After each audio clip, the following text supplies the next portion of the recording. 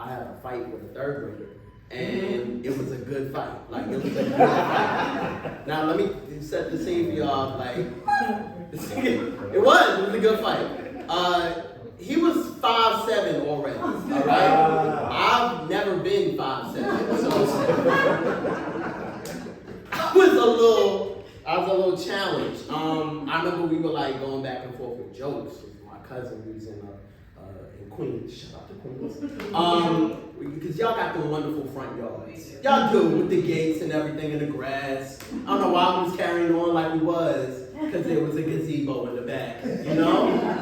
But like we were going back and forth and cutting each other's asses, and then like my cousin was instigating, like, oh, I know you ain't gonna let him talk like that. Oh, he's a third grader, you gonna let him talk to you like that? And so I remember like he imposed his size and weight and cowered over me and was like, you ain't gonna do shit.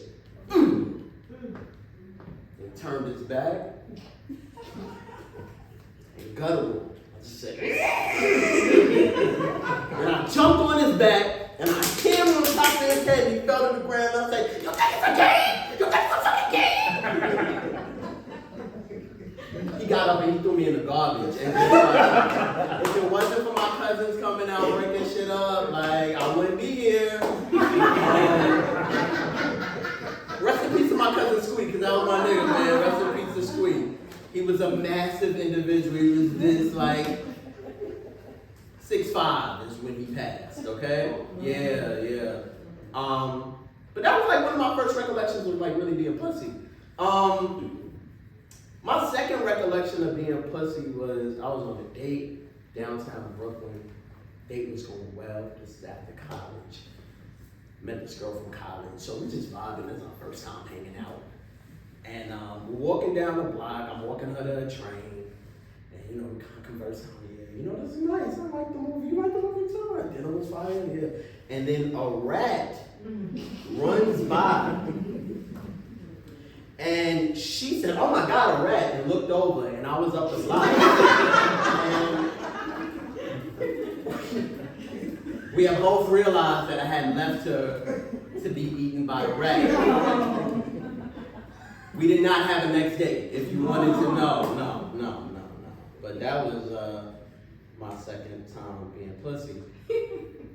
The most probably notable time, though, was high school.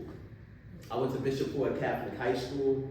I can comfortably say that I'm a late bloomer. I don't know if we have any other late bloomers, but people who kind of develop late in life. I was not a popular guy in high school. I wasn't tough. I wasn't athletic. I did not know how to talk to girls. There was a lot of things I was lacking. But I had heart, I had a lot of heart. I just wasn't fly. I knew a lot of fly people. My friend who I grew up with, we went to the same high school. His name was Kirkwood. And Kirkwood and I, my grandmother lived in Brownsville, and my family lived in Brownsville. So when I would go to Brownsville, I would hang out with my cousin. I would hang out with Kirkwood. And Kirkwood lived down the hall from my grandmother in 1G. My grandmother lived in 1H. And we grew up together, and we wound up going to high school together by habit. We get to high school, and this dude is he was fly, every kind and color throwback you could imagine, with the hat. He had the Pradas, with the hot top Pradas. You remember the strap? You know what I'm talking about, right? And it was real. They wasn't the FUBU joints. Exactly. So hot top Prada, strap, Gucci's, Eviso jeans, Von Dutch. He had it all. I, on the other hand, came in wearing my cousin's hand-me-downs. It was my cool cousin. I always admired his style. He used to have all the fly kicks, the Sean John velour suits, the Avirex jackets. There was one particular Avirex jacket I really loved that he wore, and it was black, and it had the big Avirex on the back. It was clean. By the time I got it was a little ashy. A little patchy, shit falling off a little bit. It didn't matter though, because I knew that's the jacket I wanted. And so I went for my first day of school, and I'm on the bus, and I'm going to school at 7:15 in the morning, and I'm sitting next to my boy Donnie, and we just talking about like, oh man, it's first day of high school, like this is crazy. And so in the back is this kid just cutting ass, just loud. One of those kids that's just loud and bassy and boisterous and, yo, this bitch smell. Oh, nah, this nigga got bad teeth. Like all that. So he starts to make his way from the back of the bus to the front of the bus. And I don't know if y'all ever felt like a guttural feel and just wanted not to be seen. But my man was talking, I was just like, shut up. Shut up. Don't say nothing, because I don't know what this is.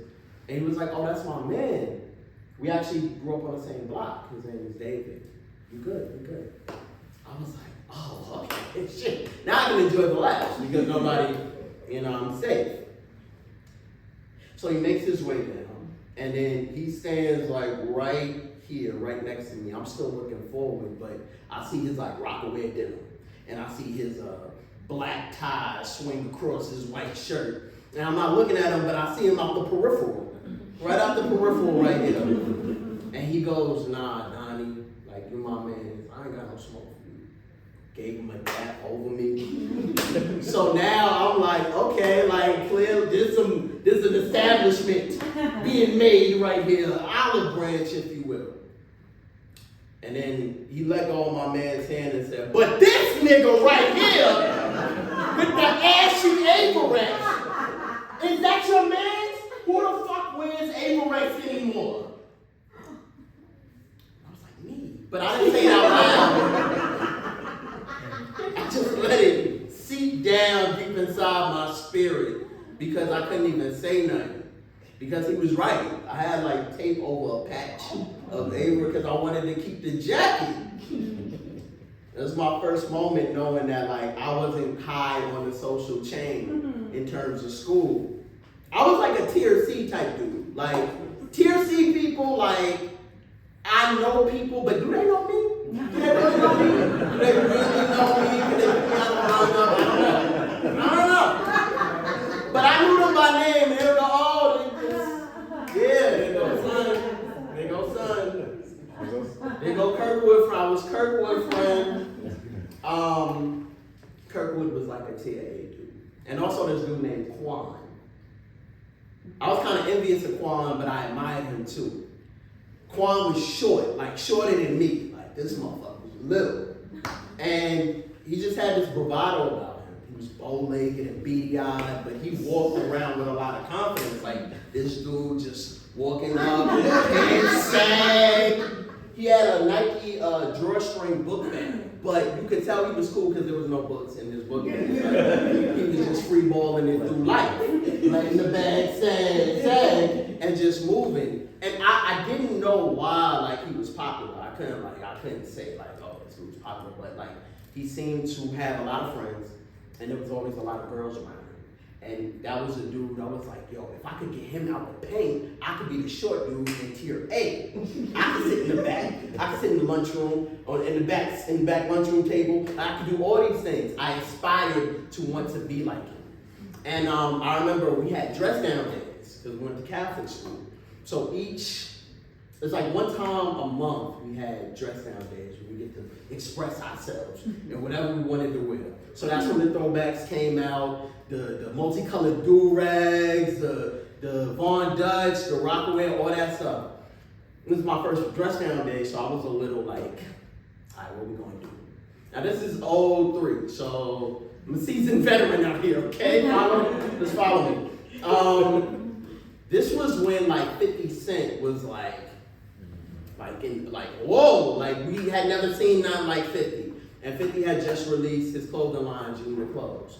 And so I think I'm doing the right thing. I go down to Dr. J's, downtown Brooklyn. I caught me a whole G-Unit outfit, the white shirt with the red and blue collar and the chit-chit-choo. G,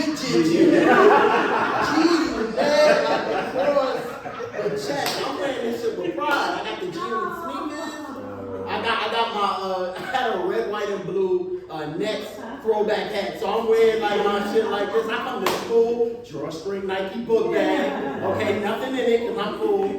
And we had, it was like an assembly at an auditorium. And so I come in like walking mad confidently, and I just hear somebody from the right side be like, yo, this nigga got G-Unit on? He's a cornball.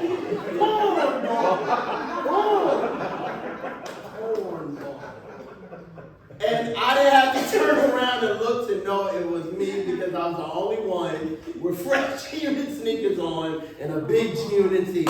And I realized I wasn't doing this social thing right.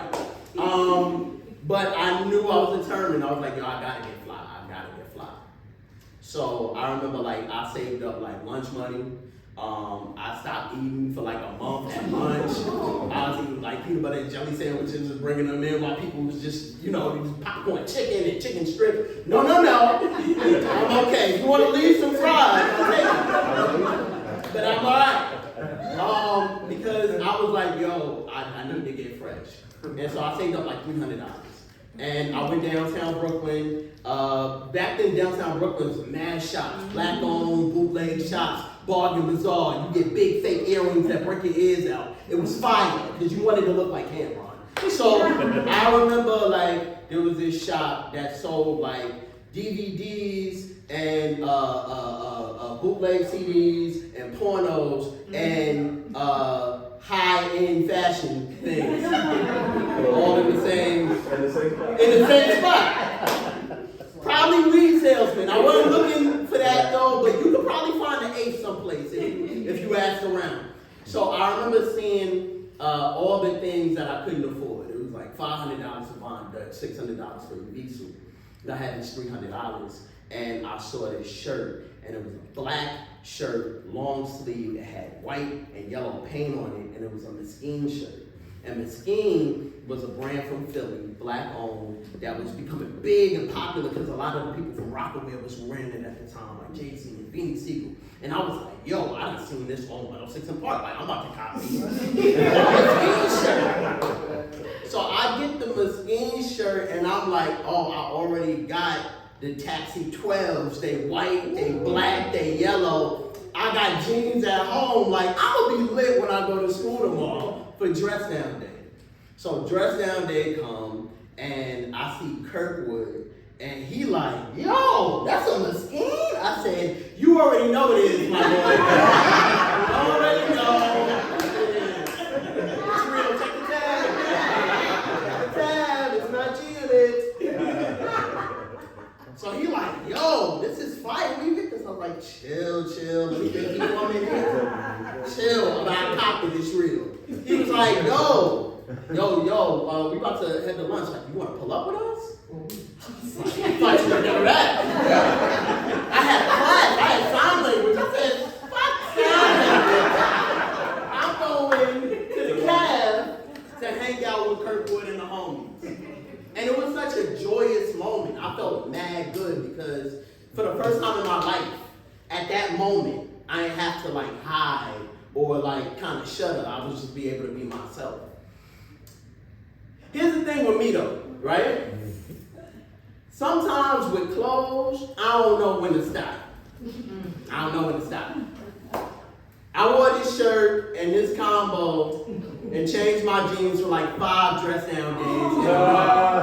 Because this was I did it with a different hat. I did it with a different do-rag. I did a whole bunch of different things with it, but same shirt, same shoes. I had this long sleeve shirt on during summer school, and people was like, what are you doing? I said, being fly.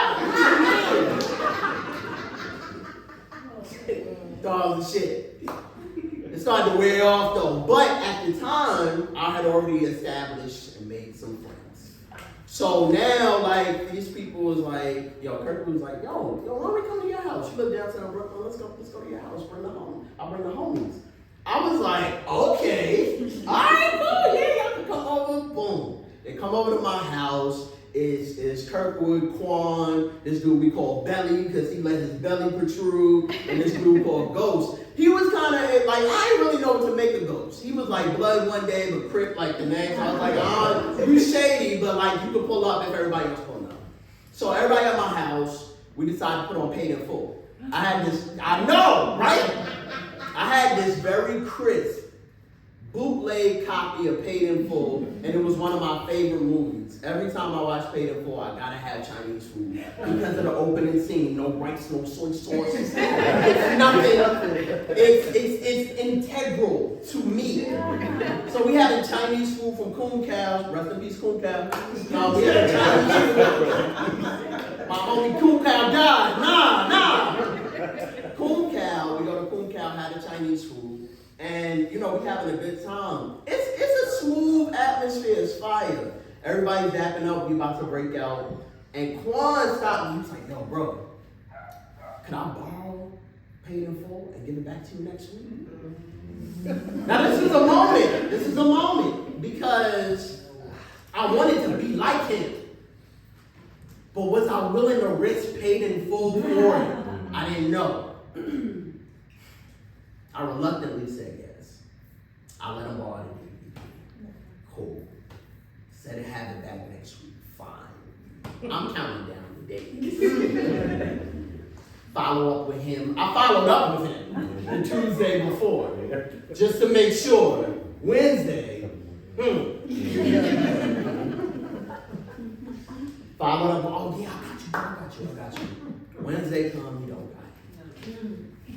Next Wednesday come, he don't got it. The following Wednesday was a dress down day, and we were outside of the pizza shop that was down the block from our school.